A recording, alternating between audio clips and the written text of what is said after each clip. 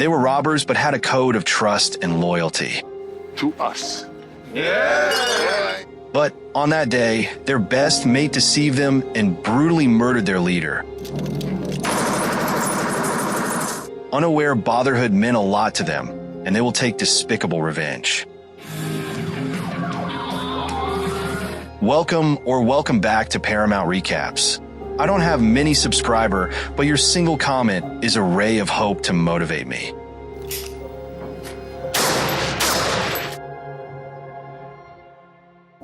So, John Bridger is fresh out of prison and decides to call his daughter, Stella, from the lovely canals of Venice, Italy. He hints at sending her a gift, and she's like, "Did you keep the receipt?" Knowing her dad's sticky fingers, she's not buying it. Before she can grill him further, John's got to go because he's got a little something called a heist to plan. Enter the crew: Charlie, Left Ear, Handsome Rob, and Steve. Their mission? A safe loaded with $35 million in gold bars tucked away under a water-based house. You know, just your average Tuesday. The plan is slick. Plant a bomb under the safe, let it take a dive into the water, and crack it open like a piñata, except this one's filled with gold. After a wild speedboat chase, dodging cops like it's Mario Kart, they manage to escape with the loot. The crew gathers on a snowy mountain, raising a toast to Charlie for pulling off the perfect heist. They're all laughing, joking about how they're going to spend their gold. One guy's dreaming of buying an island, another just wants a solid gold. Priorities, right? But just when they think they're home free, Steve pulls the OL switcheroo. His goons double-cross the team on a bridge, and Steve's pointing a gun at Handsome Rob, telling him to keep his hands off the wheel. You know, because that's definitely how driving works. As Steve's guys start unloading the gold from the bus, Steve pulls a gun on John, who's trying to make a graceful exit. John warns him, "They'll find you," and Steve's like, "Sure they will," before shooting. Real original Steve, Left Ear, tries to hightail it out of it, but the bus ends up taking an unscheduled dive into an icy river. Steve, ever the overachiever, keeps firing just to make sure everyone's really dead. But surprise! The crew survives and crawls to the riverbank, where Charlie is mourning his mentor's death. It's a bummer, but they're not out of the game yet. Meanwhile, Stella's back home, working a legit job as a lockpicker for police. She's just wrapped up a gig and is feeling pretty good about herself when Charlie drops by. He's found Steve and wants to get their gold back. Stella's not having it at first, insisting she's not like her dad. But later that night, she's like, "You know what? I'd love to see the look on Steve's face when we jack his gold." So she's in. The next morning, Charlie introduces Stella to the crew and they start scheming. They scope out Steve's place and come up with a plan to mess with the traffic during the heist. Stella's going to be the one to get inside Steve's house since he doesn't know her. Charlie reassures her, "Don't worry, Steve thinks we're all dead. Except me. I'm special." Meanwhile, Steve's trying to offload some of the gold to a money launderer named Yevon. During their meeting, Yevon buys a couple of bars and says he'll take more later. The team is spying on Steve, figuring out their next move. They decide to infiltrate Steve's mansion, disguised as repairmen. Rob and Lyle, ever resourceful, snag a work bus and uniforms. Rob, the smooth talker, sweet talks one of the repair women into spending the night with. The next morning, he swipes her uniform and copies the bus key. They hand the gear over to Stella, who's now ready to play cable repair lady. Left Ear, always the tech guy, messes with Steve's TV cable, forcing him to call for help. The team, already tapped into his phone, answers the call. Stella, now equipped with a hidden camera on her chest, because nothing screams undercover like a hidden camera, drives the bus to Steve's place. She's greeted by his not-so-cuddly dogs. Steve eventually shows up and, after a brief "who let the dogs out" moment, lets her in. As they walk through the house, Steve can't help but brag about his fancy stuff and his giant TV. The hidden camera helps the crew get a layout of the house while Stella searches for the safe. Steve, trying to be smooth, flirts with Stella and even asks her out, which she turns down at first. But after a bit of pressure, she agrees. You know, for the mission. After meeting her dad's killer, Stella's feeling more than a little freaked out. Charlie swings by to give her a pep talk, and the crew gets back to work. They test the Mini Cooper they plan to use for the getaway, loading it with metal weights to simulate the gold's weight. Stella takes the car for a spin, but it turns out it's not quite up to the task. Rob suggests they bring in Wrench, a genius mechanic who can fix anything with wheels. When Wrench shows up, Rob's like, "You're a miracle worker, right?" Wrench agrees to soup up the car for $10,000. Meanwhile, Lyle, who's clearly watched too much Tron, has hacked into the traffic system and is showing off by causing traffic chaos all over the city. Charlie's impressed, and Left Ear is busy fine-tuning his explosives. Once Wrench finishes the car upgrades, the crew takes them out for a test drive, and they're pumped about the improvements. Later on, Steve visits Yevon to trade more gold for cash. During their chat, Yevon casually mentions a gold heist in Venice, which gets Steve all worked up. He demands to know who Yevon's been talking to, and when Yevon insists he hasn't told a soul, Steve loses it and shoots him. A real anger management success story. That one. Minutes later, Yevon's cousin, Mashka, who happens to be the leader of a Ukrainian mafia gang, strolls in and finds him dead. Meanwhile, Charlie takes Left Ear to buy some explosives from Skinny Pete, an arms dealer. On the way, Charlie warns Left Ear not to stare at Skinny, but when they meet him, Left Ear freezes up. Turns out, Skinny Pete isn't skinny at all. So much for truth in advertising. Despite the awkwardness, they get what they need, but the Ukrainian mafia is already on the trail of Yevon's killer. They drag in one of Yevon's workers for questioning, and the guy spills the beans, saying some big, tattooed dude with long black hair was asking about the mafia boss sends his crew to pay Skinny Pete a visit. When they get there, they grill him about what he knows about the gold bars and if he's involved in Yevon's death. Meanwhile, Charlie and the team are getting ready for the big score. Lyle keeps an eye on Steve, who eventually leaves his house to meet up with Stella for their date. When Charlie rolls up to the scene, he quickly realizes Steve's neighbor is having a wild party next door, blowing things up while everyone's doing the Macarena. Yeah, probably not the best idea. The team has to pull the plug on their plan. Meanwhile, Stella's stuck going on a date with Steve at some fancy restaurant. Steve tries to be smooth, telling her she's way too hot for her job. Stella's like, thanks, but I don't remember asking. As they chat, Steve, ever the creep, invites her back to his place. Stella's not about that fast lane life and tells him to pump the brakes. Steve, not used to being told no, questions whether she trusts him. Stella hits him with a classic line from her dad. I trust everyone, it's the devil inside them I don't trust. Steve's ears perk up, he's heard that one, but suddenly, he grabs her hand like it's the last slice of pizza at a party. Right on cue, the whole squad crashes the dinner. Steve's caught off guard, and naturally, starts being a jerk, bringing up Stella's dad's death. Stella's ready to throw hands, but Rob holds her back. Now Steve's sweating, knowing he's in deep trouble. But because he's got an ego the size of Texas, he starts bragging about his fancy security system, convinced his safe is uncrackable. Charlie's had enough of Steve's nonsense and decides to shut him up with a good old-fashioned punch to the face. Later, at the hideout, Charlie tries to cheer Stella up. She's clearly rattled after seeing Steve. Meanwhile, Lyle drops some bad news. Steve's planning to ship the gold to Mexico. The team's bummed out, but Charlie's got that glass-half-full attitude. He's sure they can nab the gold before it crosses the border. Lyle also mentions that Steve's moving the loot with armored trucks and a helicopter, which, let's be honest, is a bit of overkill. But hey, it's Steve. Charlie then gets a call from Skinny Pete, who's nosing around about Yevon's murder. Charlie denies knowing anything, like a kid caught with his hand in the cookie jar, but he does ask Pete for a favor. Next, Charlie and Rob head to a truck store to find their ride for the heist. While they're kicking tires, Charlie calls Wrench, needing his expertise again. Wrench is all in, excited to get his hands dirty, and Charlie welcomes him back to. Later, Charlie and Left Ear get busy planting explosives under a bridge where they plan to hijack the truck carrying the gold. The crew's keeping tabs on Steve to figure out his plan. Steve, being the paranoid guy he is, sets up 3 decoy trucks. But Charlie's been around the block and guesses the one with the helicopter is the real deal. Lyle checks the tires on the trucks, trying to figure out which one's hauling the heavy stuff. Jackpot, truck 128 is their target. At an intersection, the 3 trucks split up like they're in a Scooby-Doo chase scene. But Lyle's got his eyes on the prize, tracking them through traffic cameras. He even creates a traffic jam on truck 128's route, hoping to steer it right into their trap. Steve, watching from his helicopter, quickly catches on and tells the pilot to turn back. But Lyle, with the finesse of a traffic cop on a power trip, uses the lights to guide truck 128 exactly where they want it. The team locks onto the truck and takes off in a high-speed chase that feels like it's straight out of an action movie because, well, it is. They zip through busy streets, down staircases, and even through a train station. Lyle has to pull a train-stopping stunt just to clear the path. Finally, they make it under the bridge, ready to roll. Wrench gives the signal, and Left Ear blows the explosives, sending the truck crashing down into hole. Wrench covers up the mess quickly, leaving Steve's goons scratching their heads. When the team finally gets inside the truck, they realize the safe isn't what they expected, which throws Stella for a loop. Charlie asks if she can crack it, and she's like, well, this isn't exactly IKEA furniture, but I'll give it a shot. Stella drills into the safe with the precision of a surgeon. After some tense moments, she cracks it, and the team erupts in cheers like they've just won the Super Bowl. They start loading the gold into their Mini Coopers, and Lyle's practically doing a victory dance. With the gold secure, the team makes their escape. But of course, Steve's men are right behind them, guns blazing like they're auditioning for an action movie. After a wild chase, the team shakes them off and hits the highway. But Steve's like a dog with a bone. He spots them from his helicopter and keeps up the chase, following them through fields and back onto the road. Charlie decides to take a different route, but Steve's still hot on their tail. Eventually, Steve and Charlie come face to face, with Charlie narrowly dodging the helicopter's blades. Steve, determined to keep the chase going, jumps out and steals some poor guy's car. Charlie reunites with the team, and they load the Mini Coopers onto a train car to make their getaway. Steve, still not giving up, tracks them down and mistakes Wrench for a regular. He offers Wrench $5,000 to get into the Coopers, not knowing Wrench is part of the crew. But when Wrench opens the train car, Steve's face drops. Charlie standing right there. Charlie, cool as a cucumber, gives Steve a nod for his effort, but points out that the gold's with him now, leaving Steve with squat. Steve tries to pull a gun, but it's too late. The Ukrainian mafia shows up. Steve, clueless as ever, asks who they are. The mafia leader introduces himself as Yevon's cousin, and Steve realizes he's in deep trouble. He tries to talk his way out of it, claiming Yevon was already dead when he found him, but the mafia is not buying it. Charlie's already struck a deal with the mafia, and as a bonus, Stella gets to punch Steve in the face. Talk about a satisfying moment. The mafia takes Steve away, and Stella's finally avenged her father. She and Charlie share a hug, celebrating their victory. Meanwhile, Steve's still trying to cut a deal with the mafia, but it's no use. The team, feeling on top of the world, hops on the train and heads off into the sunset.